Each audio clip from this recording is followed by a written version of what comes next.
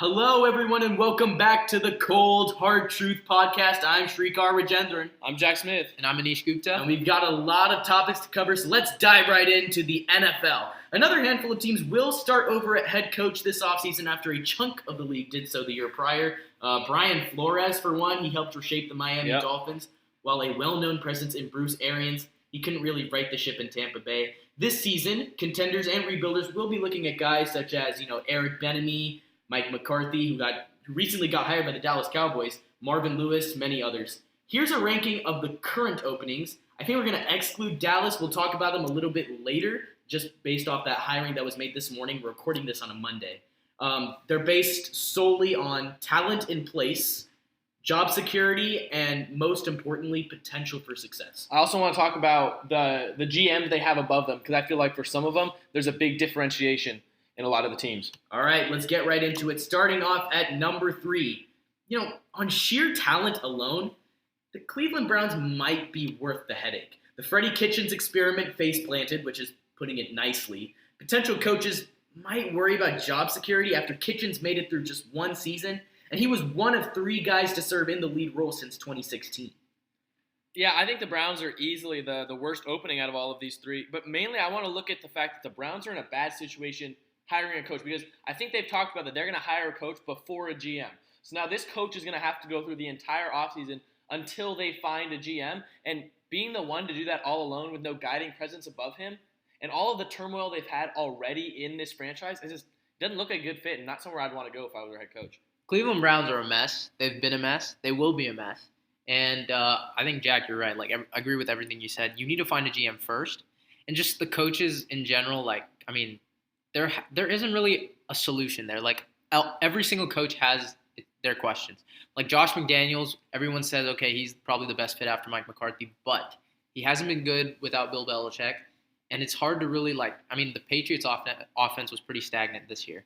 So, and all the other head coaching vacancies, none of them really want that job. And they just interviewed Robert Saleh. He could be a decent fit, but I think if you were the Browns, you would probably want to go for a defensive-minded coach, because that's what worked for you.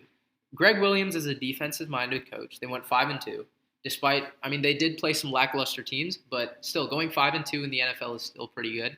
And I think a defensive-minded coach would be their best fit. So I think Robert Saleh would be the one. It's not like the Browns don't have the talent. Baker Mayfield regressed, but he has obvious upside. Nick Chubb rushed for nearly 1,500 yards. Odell Beckham Jr., Jarvis Landry, and tight end David Njoku form a wicked pass-catching trio if they're all healthy. And the defense boasts standouts in Myles Garrett and Denzel Ward. And the front office should have about $50 million in free space, plus a top 10 pick in the 2020 draft. I think they're also – don't forget about Joe Schobert. They're going to – I think now with John Dorsey gone, they're probably going to re-sign him. And Christian Kirksey comes back. He was their captain 2 years ago. So they will get healthier. Obviously, Odell was playing hurt the whole year, and he still managed to rack up 1,050 yards and 4 touchdowns. Jarvis, again, also playing with an injury, and he was able to rack up, I think, his best statistical season of his career. So, the Browns do have upside, but really, they've had 10 coaches under the Haslams since 2011. That's not good. You see it with, certain teams. Tomlin's been there for so long. McCarthy was there for 12 years. Obviously, Belichick's been there for a long time. John Harbaugh's still there. In the NFL, you need a good coach and a good quarterback and a good O-line. I think those are the 3 things that can give you success. The Steelers were literally running a practice squad, and for them to go 8-8 just shows how much a head coach matters. Yeah, but I think this is the hardest job to come in and take, just because of the players they have there all seem entitled. It seems like they want whatever they want, and they think they can have it their way. But I got to find a way to fix all the penalties they've had this year, the undisciplined acts by this Browns team, and come into a team that they may have talent, but they're all pretty selfish. I agree with that, and that's why I think a defensive-minded coach would be better, because most defensive coaches, they're they have authority. Wade Phillips. I think Wade Phillips would be an interesting one, because I believe today it was reported that he plans to leave the Rams this offseason. I think Wade Phillips would be a good candidate. Obviously, it's not being talked about that much. But I think you would get a defensive-minded coach because you need authority in that locker room. For example, Ron Rivera went in for the Redskins. I know it sounds silly, but He like took out all the like I think there was like some air hockey tables or whatever. Ping pong. Yeah. Exactly. He took out everything because he knows like he means business. And what is he? A defensive-minded coach. So it's a big culture maker. Exactly. That's what they need. But I think they know now that like you can't get too ahead of yourself. Like Baker's, I mean, it's been going around. He has more commercials than wins. Like he might be the worst quarterback in that 2018 draft class because we haven't really seen Josh Rosen, but I potentially think Rosen could, if he finds a home, he could be better. I wouldn't put Baker down that far. I mean, I'm not his biggest fan, but he's better than Josh Rosen. I really don't know. I mean, like he had a lot more weapons. Obviously, he had a worse O-line, but to do this, like this is absolutely atrocious. 21 interceptions. I really don't agree with it, and I think just one thing's for sure though, they're gonna have less pressure this year than they're gonna have less pressure the coming year than they did this year, which could be better for them. But this coach, just like Kitchens, will be held accountable for Baker's development and a lot of other players on that team, and we'll see if they can get it done. Let's move on. I think the second best coaching position available right now is the Giants. I know, Shrikar, you disagree a little bit with that, but yeah, why would you say the Panthers are a worse fit than the Giants? Yeah, it's tough to fill Ron Rivera's shoes, but it's easier when inheriting a roster brimming with talent. If a new head coach wants to roll with Cam Newton, that solves a number of problems. Newton, by the way, is still only 30 years old. Star running back Christian McCaffrey just joined the 1,000 club, and DJ Moore and Curtis Samuel round out what could be an explosive offense with better play calling. I think defense is more of a problem in Carolina after the team allowed 29.4 points per game, second worst. But it's tough to complain about building around, edge rusher Brian Burns and a 53-sack unit, second best. If that's the focal point of a new coach, the Panthers project to have more than $30 million in free space and another top 10 pick to use. Eventually, and perhaps sooner than later, the quarterback question might loom large, but promising pieces and good job security. They have two main coaches dating back to 2002. That probably makes Carolina perhaps the most underrated opening of this cycle. How could you say Carolina is not the best job? Like, they have young talent. They have a lot of it.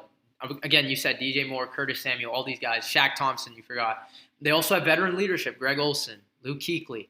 Like, they have so much around this team, and they don't have turmoil. They don't have these big expectations on them. All I'm saying is it just depends on Cam Newton. That's all it depends on. But that's my point. Now, it shouldn't depend on Cam Newton because I'm one of the biggest Cam Newton fans here. I think he gets too much hate, and I think he's had a better career than Andrew Luck. I mean, you guys can say otherwise, but I think it's true. Well, we don't know that for sure. But one's retired, one's not. Yeah. But Cam Newton has been under too much heat. But even without him aside, like the Panthers, if you look at their team, they just haven't been able to finish the second half. So they went 5-3, then they went 0-8. Last year they went 6-2, they went 1-7. So they just have to finish the second half of the season stronger. And that Ron Rivera was a big hit to them.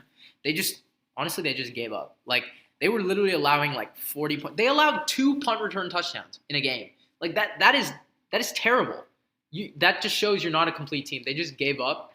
And again, 0-8, that's worse than the Dolphins, who went 5-3 in the second half of the season. Jets went better than them. The Bengals went better than them. So they were the worst. They were the worst second half team in the entire NFL. And I think with this talent, that should not be the case. Yeah. If a coach comes in, I think he can definitely change their culture there. So the reasons I think the Panthers are the best opening job right now after Cowboys hired McCarthy is the fact that they have maybe a quarterback controversy, that they might not have the quarterback of the future. I think that's what a coach wants most in a team. He wants to be able to come in and take the quarterback and groom them, the quarterback he wants. Any team that's going or any coach that's going to the Giants, they have to use Daniel Jones. Yeah. So even if he's not Same their with the quarterback, Browns, they have to use Baker. He's worth too much money, and they just got him. They can't get rid of him, which is why I think the Panthers are easier to mold for whatever coach and whatever scheme they want to run. Like you look at Cliff Kingsbury last year. He got to go to the Cardinals, and he got the quarterback he wanted at the number 1 pick with Kyler Murray. Yep. That's what I think the Panthers offer. But I also think they don't have to deal with maybe an incompetent general manager in Dave Gettleman. Yeah. Dave Gettleman.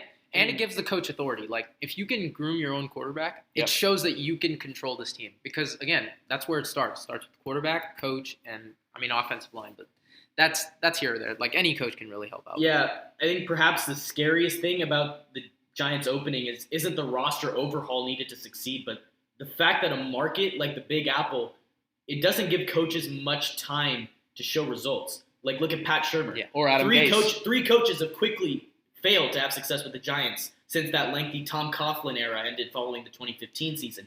But avoiding a short tenure is simple. You just win. That might not be as hard as it sounds now that the Giants have a potential franchise passer in place in Daniel Jones and a star running back in Saquon Barkley. I think the biggest hurdle is on defense, where the unit allowed 28.2 points per game, third worst, and couldn't make something happen in that NFC East division. But like a lot of these openings, the Giants have plenty of cash, about $70 million, and a top 5 pick.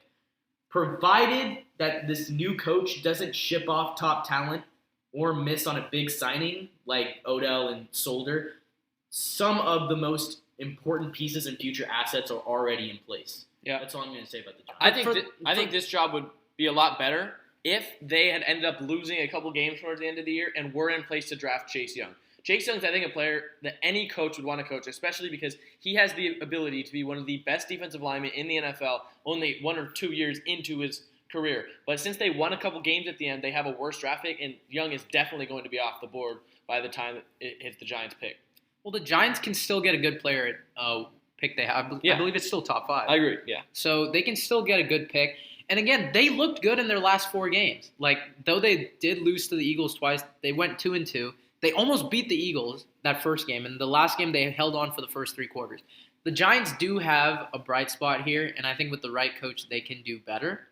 But I think the Big Apple just crushes people. Like, there's so much pressure there, especially with the Knicks sucking for so long. Like, this is their team, and I think we don't give Eli Manning enough credit for what he was able to do under that extreme pressure. Mm-hmm. So, and they just haven't. I don't know if they're going to find a solution in that through Daniel Jones. And before we get into the Cowboys and what their situation is, I think we want to just do an overall ranking. I think for me, the Panthers' job just looks so much better than the Giants' job right now, which is why I got to put the Giants at 2. So I'll go 3 Browns, 2 Giants, and 1 Panthers. But I did have the Cowboys at number 1, and I think we're going to notice that's pretty obvious. I did not have the Cowboys at 1 because they also have a lot of turmoil, and they're only focused on Super Bowl. They're not focused on building this team. I think the big problem there is Jerry Jones. Exactly. Control. That's the point, though. That's my point. His focus is only Super Bowl. Like, you're not going to just get there from going 8-8 into a Super Bowl berth. Like, it's a lot different than that. Rarely teams can do that, and that's why I think the expectations for the Browns were so high, because you can't just go from like 7-8-1 to a Super Bowl berth despite all the talent you have. In the NFL, it's different because, to be honest, every team has talent. You're in the NFL for a reason. So to just say you have good players, it doesn't mean you're a team. And I think that's why the Cowboys weren't as high on my radar. But obviously, they're still a good team to coach. And I think McCarthy was a good signing. So what were your rankings then? My rankings were 3 Giants, 2 Browns, 1 Panthers. But if I were to put the Cowboys in there, I'd put the Cowboys second behind Carolina. Yep, Mike McCarthy's unemployment has come to an end after he was hired by the Dallas Cowboys on Monday. Tom Pelissero of NFL Network was the one who confirmed the news. Jay Glazer of Fox Sports was the first to report the agreement. Glazer added that an official announcement and press conference will occur later this week. And per Todd Archer of ESPN, McCarthy signed a 5-year contract with the team. And the news comes after the team announced Sunday that it would be parting ways with Jason Garrett. So not that big of a gap between the signing and the hiring. ESPN's Adam Schefter also reported that McCarthy stayed at Cowboys owner Jerry Jones's house Saturday evening. The source told Schefter, once you stay at Jerry's house, he doesn't lose his guy.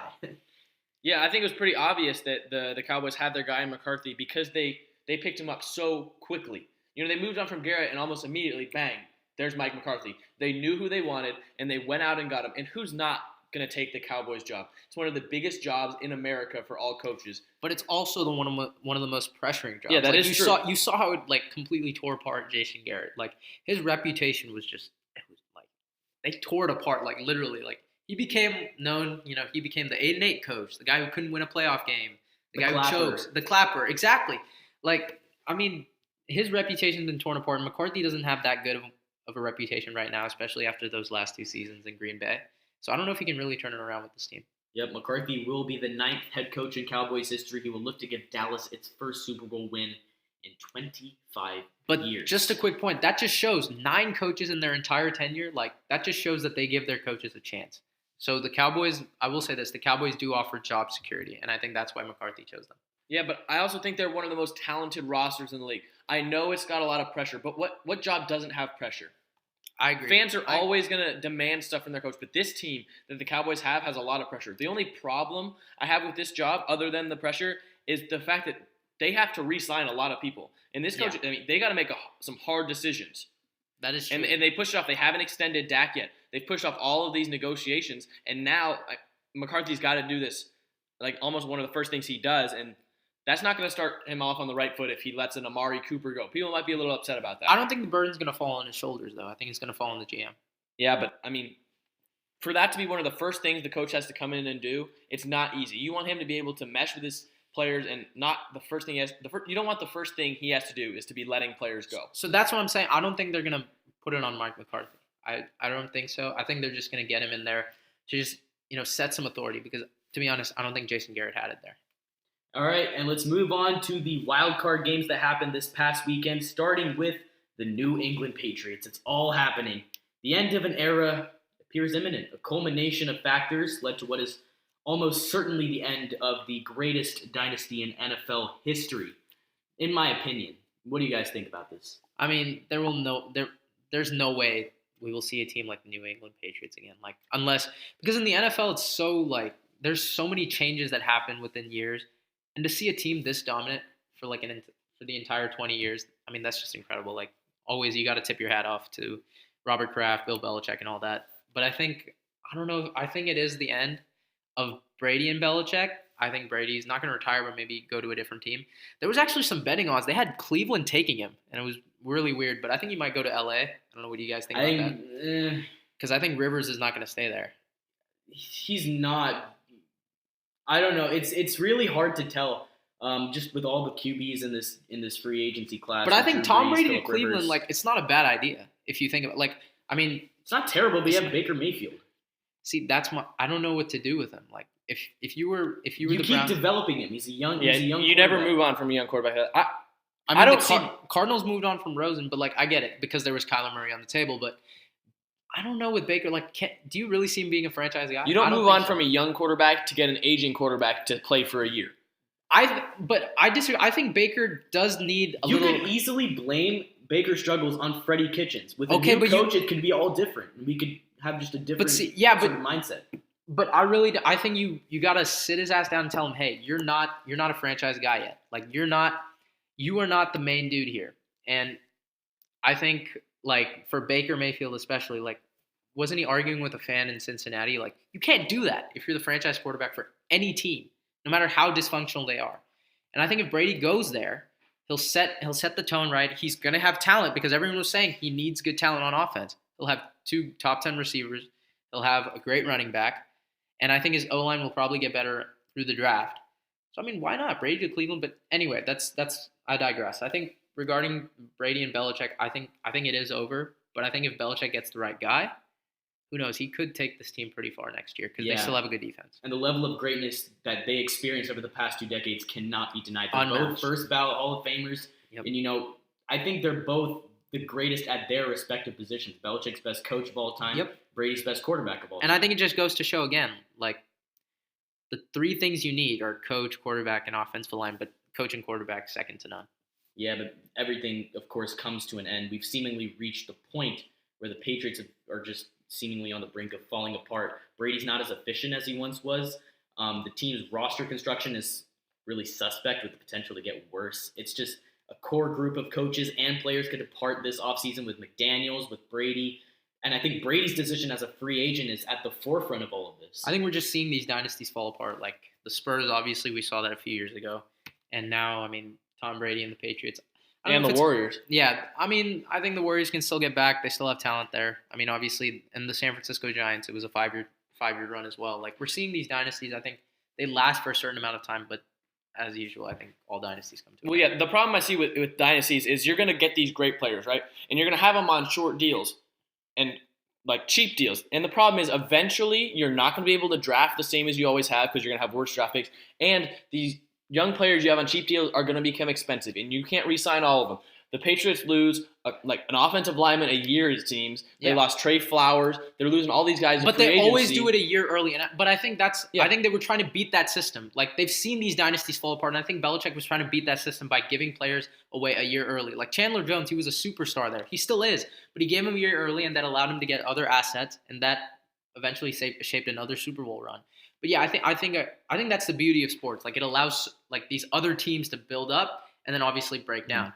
But obviously, unless you're the Cleveland Browns or Detroit Lions, I think the Patriots as a whole, they have to realize that Brady is not the player that he once was. He can no longer really carry that offense as he's done in previous years, and that became apparent in that last Titans game. But you can also point out to the fact that he didn't have as much talent. Like, the loss of David Andrews was huge back in August, and also his receivers like Julian Edelman. Though he had the best statistical season of his career, he did lead the league in drops as well. Yeah, he completed 54.1% of his passes for 209 yards and an average of 5.6 yards per attempt. That performance serves as an extension of the decline we saw in the regular season. I think at some point you just gotta call it quits, and you gotta realize when, because in the past few years, like, you've seen how like inefficient he was. But I still think he can play. I still think he can play one more year. And I mean, he's the GOAT no matter what. I think his legacy cemented. But I think if he goes to a talented team like LA or Cleveland, I think he could do something there for maybe a year. That's all he needs. But like, I think you want to see, who was it really during that dynasty? Was it Brady, Belichick? Obviously, they needed each other. Like, I think Brady made Belichick the greatest coach of all time. Belichick made Brady the That's greatest why they're quarterback. the best head coaching duo. Yeah, no question, of all time. no question. But obviously, I think if you're Brady, because they really didn't get along these past few years. So I think if you're Brady, I think you want to go to a talented team, maybe show the world that you can still do it at a high level. See, I completely disagree with that. I think there's two options for Brady. He's either going to retire or he's going to play for the Patriots. He's not going to go and... He just said he wouldn't retire recently. He said it's very unlikely. Obviously, there's still time. But but he said, again, very unlikely. And I don't think he will, because... My bold prediction is, and I can almost guarantee it, he's not going anywhere else. I mean, when have you ever heard of a player of his caliber? Montana. Yeah, but see, Brady's different to the Patriots than Montana was to the Niners. Brady has done so much for New England. So did Montana. And in fact, Montana won a Super Bowl without Bill Walsh. So he showed the world that it was him mostly, not Bill Walsh. He won a Super Bowl with him, and then he made an AFC championship with the Chiefs. Brady is a Patriot. He's not a Patriot and then 1 year a Brown. He is a Patriot for his entire career, and that's the only place I think he wants to play. I get that, but we've seen these greats say that and move on. Like Montana, again, said he would be a Niner. He moved on to the Chiefs. Michael Jordan said he was a Bull. He moved on to the Wizards. It's not a bad thing to go to another team. It's not going to change your legacy. But there's no point in doing it for 1 year, I think. I think Brady is a Patriot. He's always been a Patriot, and he will always be a Patriot. I don't think he's going to go for 1 year to another team where he's got to become acquainted with a new coach, learn a new offense, be with new players. I don't think he's going to do that. I think he's going to stay with the Patriots or he's going to retire. I agree. Like, I'm not denying that's wrong, or that's a stupid argument. Like, that's pretty valid. But, if I was Tom Brady and I wanted to show, it wasn't 50-50. It was 51 me and 49 Belichick. Like, I'm sure both of them do want to say it was 51-49. Like, you can have the 49. I just want that 1 extra percent that it was me. It was me who kind of led that dynasty. And I think because they've had feuds, they've had these arguments. If it wasn't for Robert Kraft, Brady probably would have been gone 2 years ago, and it would have been Garoppolo leading this team, like he is now with San Francisco. So I think Brady does want to show it, or I think Belichick wants to. I think both of them do. But I agree with your saying. Like, 1 year just for that, it may not be the best solution, but I think Brady, there is a chance. I'm not saying it's the best solution or he will do it, but I'm saying there's a chance he does. We shouldn't look at only Brady. We should look at that coaching staff. We should look at Josh McDaniels. McDaniels' fingerprints have been all over New England's offense over these past few years. They went from a wide open passing attack with Brady, quickly with these quick throws and everything. And now they're a run first. They're a more physical team. They're all based on the interior. But it became stagnant these last 2 years. He shifted the emphasis away from the quarterback and placed it on the most talented group, which was their own line. And I think that was because of Belichick. Like, I think Belichick wanted to take the offense out of Brady's hands more and more as time went on. And furthermore, the game's best offensive line coach, Dante Scarnecchia, he's going to turn 72 next month. I don't know how much longer he's going to be contributing to this organization, and he might retire. So, and McDaniel's potential departure could facilitate Scarnecchia's as well. So yeah, I think McDaniel's I think McDaniels is as good as gone for the Patriots. I think he's going to find a job somewhere. I don't think if I were another team, I'd really want to hire him. Yeah.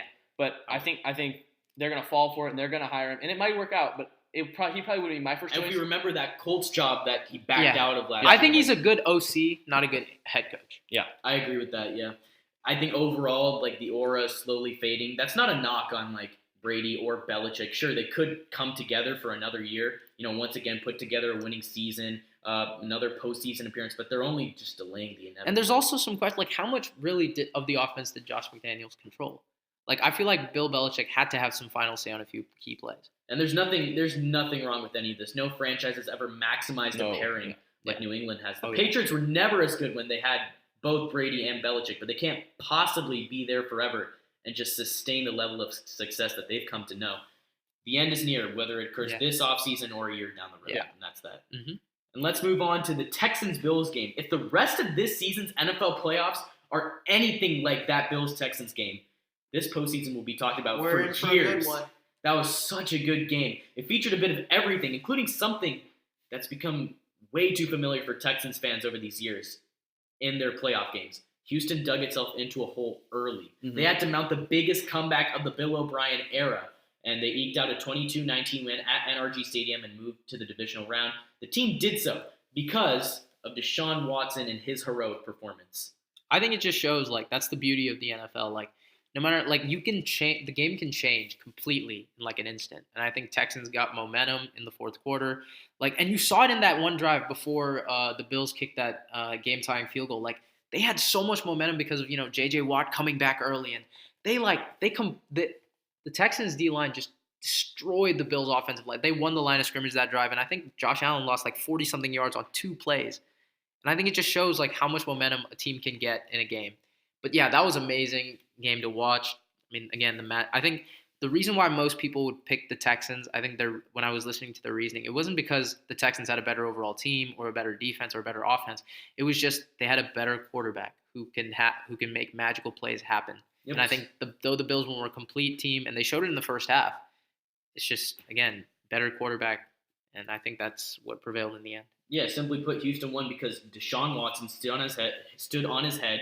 They willed the Texans to victory, and when he puts on that cape, he becomes Superman, and he goes into Super Saiyan mode.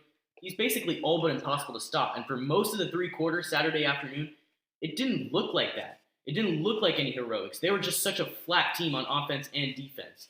And I think Josh Allen in that first quarter, he was the leading passer, the leading rusher, leading receiver. He had more receiving yards than DeAndre Hopkins. Like, something was clearly wrong with the Texans, and we saw that trend happen throughout the last few years. I think I just want to give a quick shout out to Josh Allen. Like, he gave everything. Like, he gave everything into that game. He put his body on the line. I mean, you were seeing it, like, in that overtime drive. Like, he put literally his entire body. He was making, I mean, that weird lateral, though he got really lucky. Like, he put everything into that game, and I think. Are you trying to say that was a good play by him? Putting it all on the line? That was terrible. But I'm saying, like, remember where he tried to jump over that dude on 3rd down in overtime? Like, he put everything into that game, and I think, though they didn't win, I think toward the end of his game, his decision-making really failed him there. Yeah, I think he took a little bit too much on his instincts and stopped playing like a smart player like he did at the beginning of the game, which is why they had the lead. But those 2 3rd downs in overtime, remember he completed those passes and they got down the field. I think he has that clutch gene in him, and we've seen it. Like, he's had some game-winning drives this year.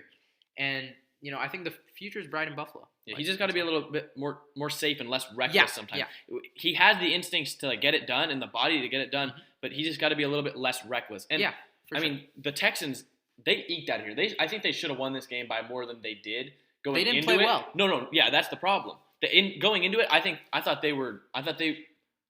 don't know. I didn't think they were going to blow out the Bills, but I didn't think it was going to be as close as it did, and I don't think it deserved to be. I think the Texans should have played better. They needed to protect Watson more. They invested in their offensive line, and it didn't really pay off that game. Luckily for NFL fans, we got to see that great play by Watson. But, I mean, they need to protect him more, and they need to do a little bit more around him to get it done. I still disagree with, your initial thing. I still think the Bills were a better team, and that's why I picked them. But, yeah, I mean, again, better quarterback. I totally understand why, people would say Deshaun Watson would lead his team to a victory. But, again, don't use this as reasoning for why they can't beat the Chiefs. Because every week is a new week. You're still in this hunt. And, no matter that, the last week was last week. Like, each week you're trying to go 1-0. And, this Chiefs game, I mean, they beat them earlier in the season. They weren't looking good either. I think they were like 2-2, and they had to beat a 4-1 Chiefs team that was red hot. So anything can happen, and I think Deshaun Watson, and his magical heroics, you still got DeAndre Hopkins, you still have J.J. Watt, you have Whitney Merciless and all this team. So I think, like, if I were to tell them something, like, just focus on a new week, anything can happen. I think that's the beauty of the NFL playoffs. And I think Watson specifically, that game reminded me of Russell Wilson against the Packers in 2015 in that NFC Championship with that big comeback. And I think he did what Aaron Rodgers and Tom Brady have done in the past. He's doing what we think Patrick Mahomes and Lamar Jackson are capable of. I think where Watson is concerned, we don't have to wonder anymore. And he did it against a Bills defense that sacked him 7 times. And I think there's a stat here from ESPN. Starting quarterbacks were 1-117 when taking 6+ sacks and falling behind by 16 or more points in the same contest. 1-117. Like, that's actually crazy. And he defied all those odds. Pull it out. Yeah, make no mistake. The Texans will be clear underdogs in the divisional round at Kansas City. But I don't think they're out of it. I think they can win that game. Yeah, they can go Super Saiyan. And when Watson gets his Goku on, Texans can beat any team in the AFC. No question about it. And let's move on to the Vikings and the Saints.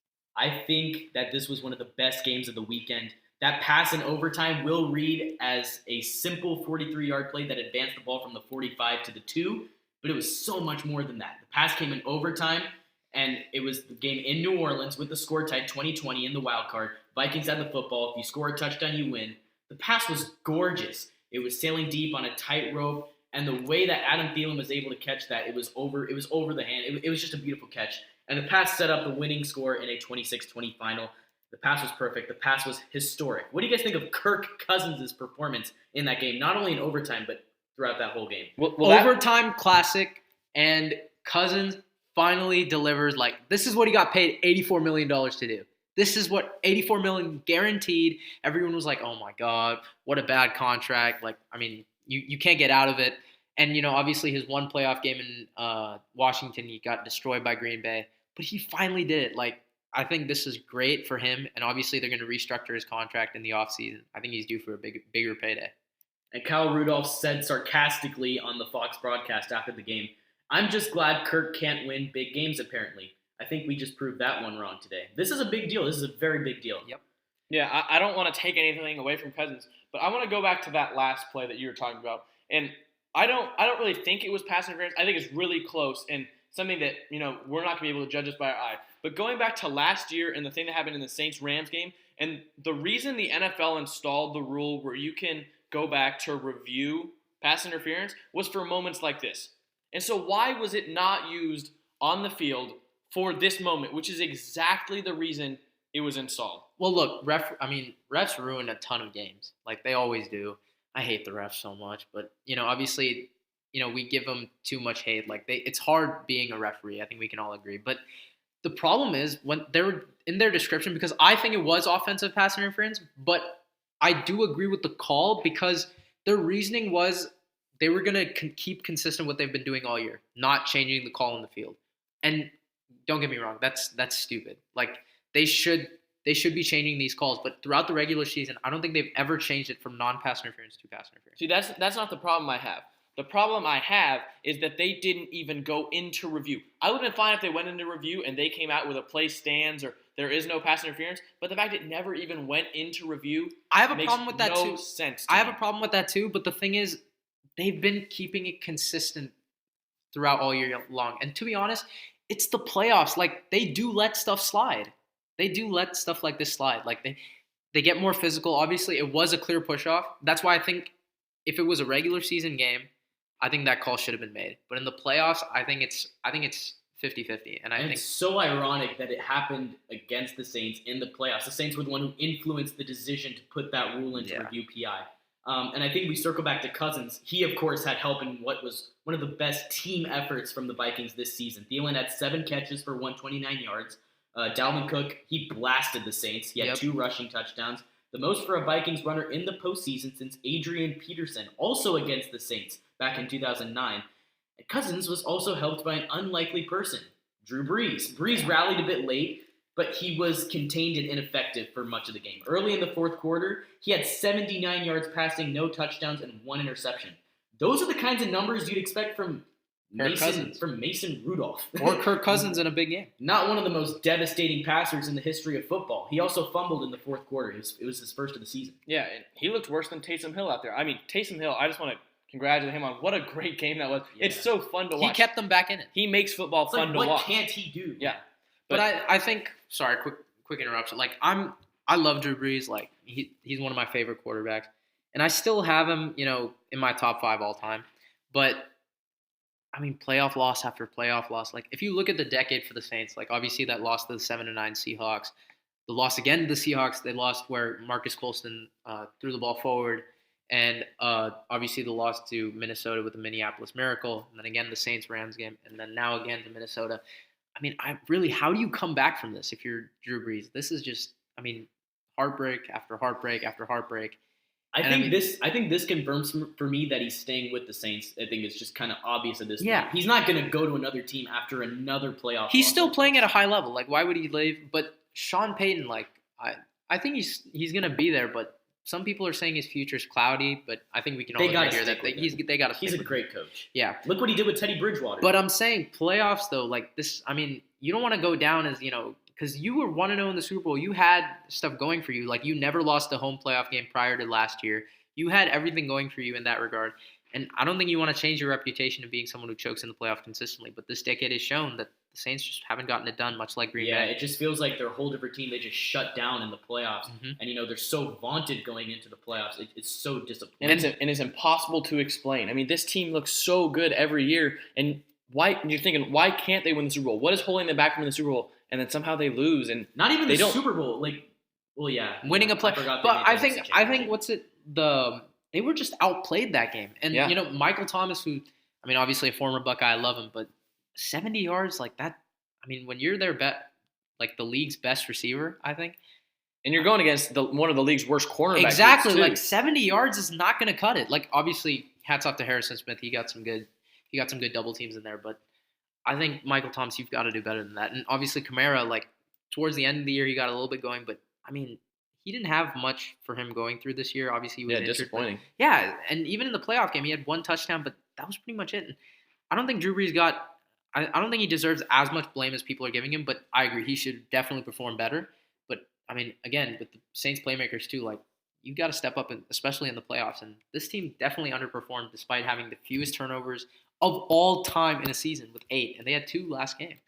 Yeah, and I feel like the demise of a lot of these great teams are playing down to your opponent's skill level. You always got to go into the playoffs with an all-gas, no-brakes mentality, no matter who you're going to play. And I think everyone's Super Bowl picks just went down the drain there. Oh, yeah, for sure. 2 quarterbacks in NFL history have passer ratings above 100. One is Aaron Rodgers, and the other is Russell Wilson. Both are headed to the Hall of Fame. Both have a Super Bowl win on their resume, and both are still trying to refine their legacies as they reach 30 years old, and both will be on the field at Lambeau next Sunday. Including the playoffs, it'll be the 8th ever meeting between the superstar NFC quarterbacks. Wilson has won 4 of the first 7, including that comeback victory at home en route to the Super Bowl in the 2014 playoffs. I think with the Seahawks-Packers, like, the Seahawks in their win against the Eagles, that was such a dirty hit by Jadeveon Clowney. Like, why you got to do that? They didn't play well. The Seahawks didn't play well. It's simply put it. And they almost let Josh McCown lead the Eagles to a victory. It was a 1-possession game for most of the second half. And I think if the Eagles had Carson Wentz, they would have won that game. Though he was 1 for 4 initially, I think he was getting going, and that hit was just terrible.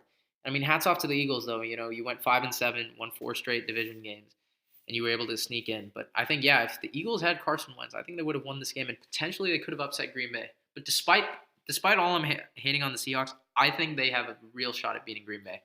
Yeah, the Seahawks had so many injuries, limited support on both offense and defense. Russell Wilson has led the Seahawks to an 11-5 record and the second round of the playoffs. He has remarkable deep passing. He's so poised. And I think he's really good under pressure, too. He generated 34 passing and rushing touchdowns while throwing a career-low 5 interceptions. And he finished tied for the league lead with 4 fourth-quarter comebacks. And he and Patrick Mahomes were the only quarterbacks in the league with 110-plus ratings on 100-plus deep passing attempts during the regular season. And he continued to carry the Seahawks on his back in that wild card game. even with Fletcher Cox on the other side, he's on a tear. And with very little help from that running game, which is super depleted, he completed 4 deep passes of 24-plus yards. He generated more than 25 yards on 2 other passing plays and rushed for more than 15 yards on 2 scrambles, and they won 17-9. I think Russell Wilson has just been carrying this team, and that shows so much about his leadership and how he is as an NFL quarterback. And I think you're right. They do have a really good shot to go into Lambeau and win. And they were able to play well.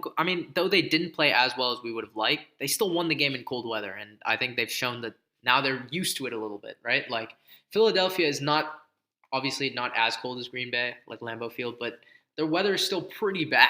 And I think for Seattle to come in there and still score some points, play well defensively.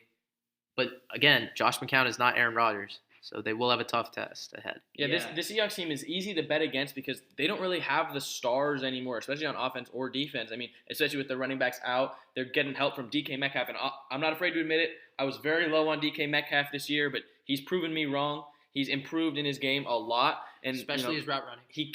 I think he carried Russell Wilson a little bit because Tyler Lockett wasn't getting as open as he normally does. Yep. Oh yeah, Metcalf carried the team on defense. They also don't have a lot. I mean, Clowney's good, but they don't have the Earl Thomases, the Richard Sherman, the Cam Chancellor that they had before. But they still get it done, and I think that's a big testament to Russell Wilson and Pete Carroll. But keep in mind, DK Metcalf. Jair Alexander is no. Yeah, he's not a guy you want to mess around with. So, But they have 2 good wide receivers. So think about it. Alexander's going to take away one. Wilson's got to find the other open guy, and I think he will. Yeah. Yeah, and at Football Outsiders, Green Bay's line outranks Seattle's line by a wide margin in terms of both adjusted line yards and adjusted sack rate during the regular season. And because this is the NFL in 2020, most of the focus is going to be on that Aaron Rodgers versus Russell Wilson battle. But I think the battle of these 2 defenses will also be something to watch. Clowney on one side, you got Zadarius Smith, Preston Smith on the other side. I think Aaron Rodgers has had the better defense for much of the year. But I think Aaron Rodgers hasn't played Aaron Rodgers-esque this season. But despite all that, him and Russell Wilson, they just both make plays to win. And, I think for me, at least, in regards to quarterbacks and how I rank them, wins mean everything.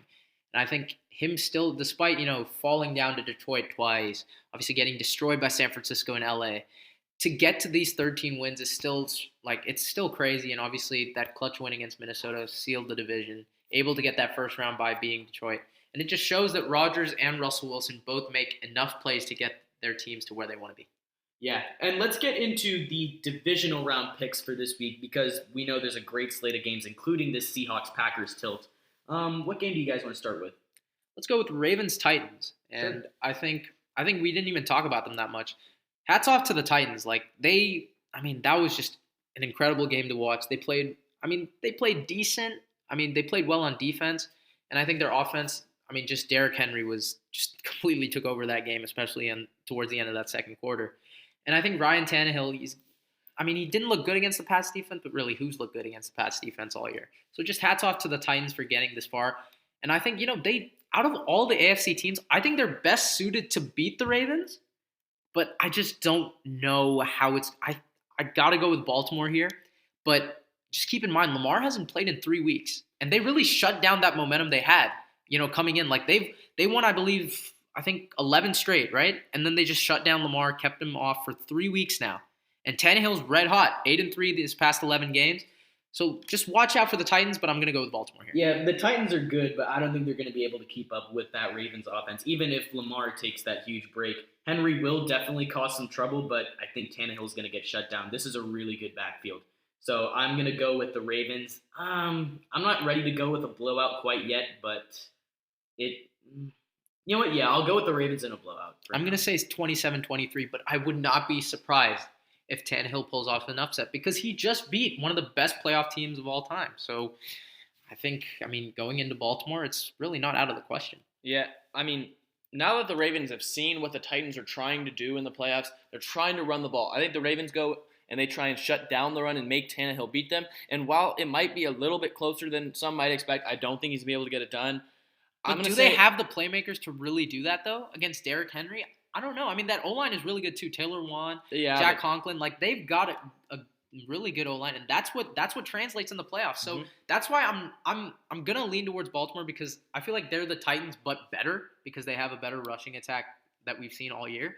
but I would not be surprised if Tennessee pulls off the upset here. I'm going to take the Ravens. I think I'll say 35-24. Wow, okay. You guys are sleeping on I Tennessee. think the Ravens are going to get in a blowout because I think They're the freshest team in the league right now. But we've seen that before though. Remember the Packers were 15-1. It was a long time ago, 2011. They were 15-1. Aaron Rodgers was red hot.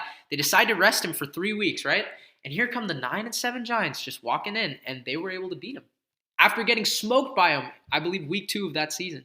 So it's really not out of the question. Like for Tennessee. Oh yeah, I agree with that. It's not out of the question, but I can't pick anyone other than the Ravens right now. That's why I'm going to pick them, but I don't agree with the blowout thing. I completely disagree with that. And I could be dead wrong here. I really could. But obviously I'm going to pick the Ravens. But I think Tennessee, we're sleeping on them still. And I wouldn't be surprised if they came in there and really beat Lamar Jackson. And the Vikings and the 49ers, as a 49er fan, I am glad that the Vikings beat the Saints because New Orleans gave the Niners all they could handle in their regular season meeting. As we saw over the weekend, anything can happen. I think if that Niners D-line gets rolling, then I think they're just going to run away with it. But I'm going to take the Niners in a close game because I think the Vikings are definitely going to compete. I think the Vikings are, you shouldn't sleep on them. But I think the Niners with that D-line, they've just been on a roll. It all depends because they've been pretty cold over these past. But I think both teams don't have as much experience as we think. So that's why I'm still on the edge. But Niners have a good mix of young talent and veterans. And I think just, again, watch out for rookie Deebo Samuel. Like, he's come along in the second half of the season. And, he's been amazing for them. And I think just watch out because, again, the Vikings don't have good corners. And I think they're going to shut down Emmanuel Sanders here like they did with Michael Thomas. But just look out for Deebo. And I think the Niners are going to win this game. Yeah, I've got the Niners too. I'm not as high on them as other people are just because I feel like they might not have the playoff experience that other teams do. That's why I'm saying it's going to be a close game. But, yeah, I think the Niners are going to win it close. Score predictions? I'll go maybe 31-24 or 28-21.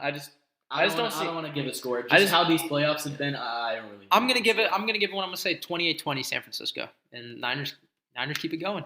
And moving on to the Chiefs and the Texans, 3 of the Chiefs' losses came to the AFC South. Texans are probably the last team the Chiefs want to see. And I'm going to go with – I honestly think the Texans can upset. I'm going to go with – give me some time. What are you guys' thoughts? I've got the Chiefs in a blowout. I think this is the easiest pick of the division round. Yeah, I think that I told you this before last episode that Didn't the Texans beat them earlier? That the Chiefs are winning the Super Bowl. They're I think they're underrated, the hottest team in the league right now. I think Mahomes is being slept on, like you said, because everyone's talking about Russ and everyone's talking about Lamar. No one's looking Mahomes' way. Yep. I think they're going to explode on the Texans. Texans going to come out to a slow start again, and they're not going to rebound like they did against the Bills. Okay, sure. I'll say the Chiefs win in the rematch, but I think it's going to be a close game. I don't think it's going to be a blowout. Mahomes, again, like I was saying this too, right, earlier on the pod, like everyone's talking about Lamar Jackson, Aaron Rodgers, Tom Brady, and Russell Wilson. Everyone's sleeping on Patrick Mahomes, and I think he had a real shot for the MVP if he didn't get hurt. I'm not the biggest Mahomes fan. I don't think he should have won the MVP last year, but I think he's still a great quarterback here. Obviously, he hasn't won a Super Bowl yet, so I can't say he's the best quarterback in the league, but the Chiefs are a well-rounded team. That being said, I think the Texans have a real chance here to upset them. I really do, and I think the Chiefs they didn't look good against LA at home. Yeah. And it took a last-minute hurrah by Damian Williams to win that game. I think I'm going to go with the Texans here. I think they upset. I could definitely see them upsetting, but I think the Chiefs win in the rematch, just being at Arrowhead, giving them the extra momentum they need. And last but not least here, the Seahawks. Quick question. Let's give scores. I think the Texans do win. I'm not giving scores. I'm gonna say 24. Nah, I'm gonna say 31-28. These playoffs have been so wild that I just can't give scores. It's just you got a score, Jack? Yeah, I'll go 45-31. It's going to be a high-scoring game. High-scoring game. I'm going to say 31-28. That's the highest I'm going to go. But I think the Texans do win this game. And as I was saying, last but not least here, the Seahawks and the Packers at Lambeau. You can bet this one comes down to the final minute. Literally all Seahawk games do. Yeah. All the wild card games really did this weekend. They were all close. Amazing games. I think I do want to take Seattle. I think Russell Wilson could – but I feel like Lambeau Field is just and it's going to be in the dead of winter, so I'll take the Packers at home. I'll take the Packers at home for now. That pick might change in the next 5 to 10 seconds. But what are you guys' thoughts?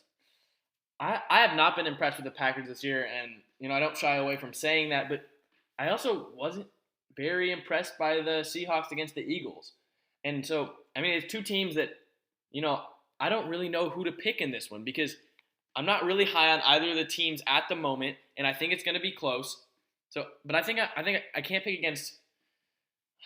I don't know. I can't pick against either of these quarterbacks right now. But I'm gonna go with Aaron Rodgers and the Packers to get it done in this game at home. I was saying it with you too. I didn't like the Packers and the Seahawks coming into the playoffs. I don't think they played well in the regular season. But again, I think my point earlier, I said each week is a new week. Yep. That's why I'm picking the Texans over the Chiefs, and I could very well go 0-4 this week. Or, I could very well get the Chiefs-Texans game completely wrong. Could be really a Chiefs blowout. But I'm going to go with the Texans. And regarding the Seahawks-Packers, it's the same reasoning here. I'm going to take the Seahawks because right now I think Russell Wilson has made more plays to win games for his team than Aaron Rodgers has. And I think though the Packers have a better running game with Aaron Jones, I think they have a better defense as well. And they're at home. They have everything going for them. It's a new week, and I think I got to roll with Russell Wilson here, and I think Russell Wilson has honestly been Green Bay's kryptonite. Yeah, the Packers beat one team at home with a winning record. I'm going to say Seahawks cover, but they lose the game. I want to pick Seattle so bad just because on paper I think they're a better team. The Packers really don't have very many. On paper? They don't have a lot of. I disagree. After Devontae Seattle's Adams, running backs are completely dismantled. I know that, but after Devontae Adams, not a whole lot of receiving threats for the Packers, and I don't think that Aaron Rodgers is playing close to the level Russell Wilson's been playing at. I think that the Seahawks have a better coach, and I think that they've had playoff experience so far this year. They're not coming out cold, but the Packers, they did look good against the Vikings, and so they're at home. They didn't look good against Detroit. See, that's why I'm picking Seattle, but just because my take is it's a new week, and I think Russell Wilson said this too, right? After his loss to San Francisco, he said new season. Forget everything that just happened, right? You're still in this hunt, right? It's 1-0 each week. That's how it should work. And I think that's why Seattle is going to beat Green Bay. I'm going to trust Aaron Rodgers to bounce back from his maybe disappointing season, and I'm going to say that they win this game just because I feel like that's how the playoffs have been going so far. All right, I'm going to say Seattle, well, at least for my scores, I'm going to say Seattle wins 27-19. Okay, moving on to college football. Alabama quarterback Tua Tagovailoa will forego his senior season and declare for the 2020 draft. He announced the decision at a press conference this morning alongside his coach Nick Saban.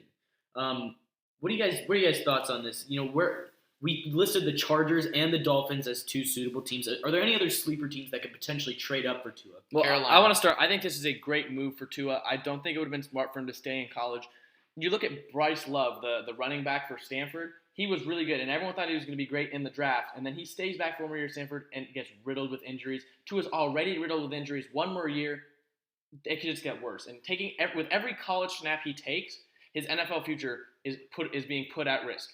And so he has a projected top of the first round grade. He's got to go this year, which I think was a really smart move by declaring. And I don't know if the Dolphins are going to try and nab him at number 4. I think maybe he goes a little bit later. But I still think it's a great move for him. I think it's great as well.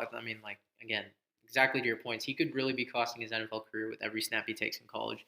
And he's still going to be a first-round talent. He's still going to get that first-round money.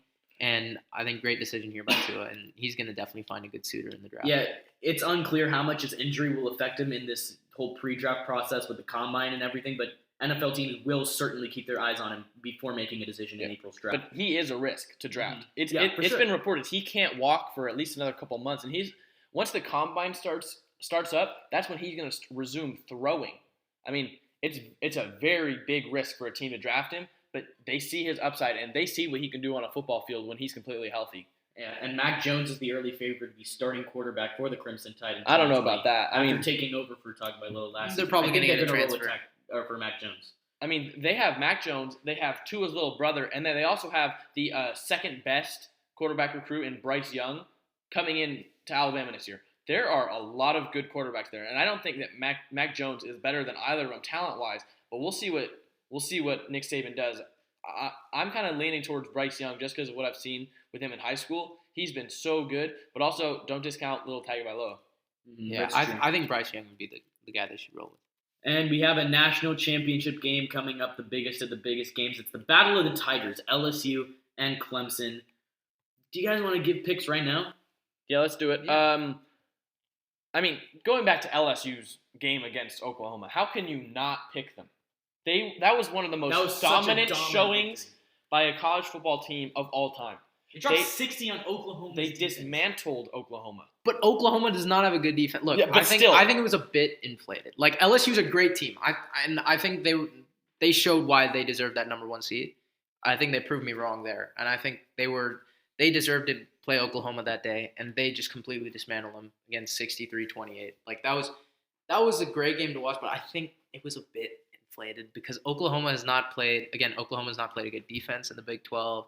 They don't have a good defense themselves, and I think LSU just completely dismantled them. And it could have been way worse. Oh yeah, it could. I mean, they had almost this amount of points in the first half, and their foot went completely off the gas. It could have been a massacre. Yeah. I mean, Burrow broke all the first half records by a quarterback. Like he is insane. 7 touchdowns. Like I think he's definitely going to carry that momentum into this game. Same with Ed Orgeron. He's going to carry.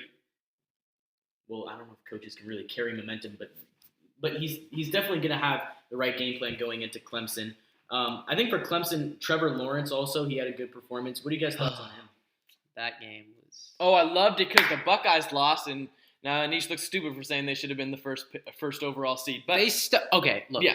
Oh, obviously it was not the refs. It was a bit of both because I do agree that those 9 points they should have been 21 points. I think we can all agree that those 3 red zone field goals, that's on them. But the fumble, the targeting, and the multiple PIs that were called, I mean that was the fumble. I think was blatantly. That was blatantly, and it could have changed the entire momentum of the game. But also Ohio State. They did have a chance at the end. They had chances at the end. They had chances at the beginning to score more points. I agree. And they did not capitalize. It should have been 28-0 instead of 16-0. I completely agree. Obviously, there's some bias in there that it was referee's fault, but I think we can all agree here. The targeting was just stupidity. That was not targeting. It's close call. No, that was not targeting by Sean Wade. I'm sorry, that wasn't. And I mean, frankly, he's coming back with a revenge season, baby. He's gonna come back, and I think the fumble that was so obvious. He took 4 steps. That was the most stupid missed fumble call I've ever seen. But I agree. Ohio State, they should have been up 28-0 instead of 16-0, and they did have a chance at the end, and that miscommunication cost them the game. And that being said, I mean, Clemson, it just showed again. It was really similar to the Texans-Bill game. Like the Bills were up 16-0 going into the third. And, the magic of these 2 quarterbacks, Trevor Lawrence and Deshaun Watson, just proved again. I mean, it's that Clemson blood. I guess they just like to rally late. Yeah, and, I mean, Clemson played well, but I cannot pick against LSU. And I've got LSU, I think, by 2 touchdowns in this game. I can't pick against Joe Burrow right now. I don't want to say LSU in a blowout. Even if they had that dominant performance, this is the national championship. Anything can happen. I'm gonna say it's a close game. I do think LSU is gonna come out on top. I'm gonna say Clemson in an upset here. And wow. Just like they upset the Buckeyes, huh? Yes. I think I'm going to take Clemson because LSU is a great team. And I could be horribly wrong here. And I'm making picks that sound as stupid as streetcars last week. But, I think when you look at this, like, Trevor Lawrence is just a winner. He just doesn't lose. Like, I think he's won his last, 40-something games, even in high school. I think you can also credit Dabo Swinney. Yeah. I think him as a coach, this last 5 years, I think they could potentially be the next college football dynasty. They could be the next Alabama. And I mean, LSU, they've looked good, but they've looked only good. Yeah, they looked amazing. They've looked amazing, but again, Clemson, they've just found ways to win, and we finally saw them beat a good team, right? Didn't you say it yourself? They could have been the best team in the entire college football. And we couldn't even have known it. And just the domination I saw by LSU. I still think Clemson was the second best team, but this LSU team is off the charts. And I think you look at who wants this game more. Which team did not win the college football playoff by a blowout last year? Which team is in Louisiana who hasn't won in a while? Which team has a quarterback that has the most to prove, not already seen as Joe Burrow is nothing. I think Joe Trevor Burrow has Lawrence to prove it for more himself. to prove. I disagree. Trevor Lawrence is already seen as a savior, like a golden boy of college football. Joe Burrow was a backup. No, I think it's Joe Burrow was a this backup. year. He's got Okay, something to prove. He winning a already national proved. I think he championship. already proved it. I think he already proved winning that Heisman. I think he already proved it there. But He wants to win as a team. He wants to prove to his team. I he's get the what guy. you're saying. I get what you're saying. And right now, I could be completely wrong. LSU could win like 59-23. Like they really could. But Clemson, it's just they've found ways to win. They've won their last 29 games. How do you pick against that? How do you pick against their last 29 By a games? team that could have put up 80 on Oklahoma in a college football playoff game. To be honest, They Oklahoma had did not deserve to go to the playoff. They had We all no know nerve. that. Okay, who deserved to go in over them? The only reason they got in was Yeah. because they were the only one-loss team. And really, I mean, Alabama would have put up a way better fight. I think you look at it, Ogeron's got more to prove than Sweeney. Burrow's got more to prove than Lawrence. And overall, LSU's got more to prove than Clemson does. I've got LSU in this game. Listen, LSU could definitely win. Like, I'm not denying that, right? I'm not saying Clemson's a way better team. But, I mean, it's just so hard to pick against a team that's won 29 straight. They've won for so long, and they just find different ways to win. Whether it's on defense with Isaiah Simmons, offense with Trevor Lawrence, they just find ways to win. And how can you really pick against a team like that? It's just so hard. And I think LSU they've had this this 1 year wonder kind of streak. Do you really think that Ed Ogeron is like some great coach or something? I really don't know. Like I don't know if he's that great of a coach. And compared to Dabo Swinney, really? I think quarterback and coach here. I think I favor Clemson in that. And like I said, in regards to football, those are the two things that win you games. And I think those two have a better combination. Well, Anish is the only one picking Clemson. Let's see if he's right. Thank you guys for tuning in. We hope you guys enjoyed. See you next time.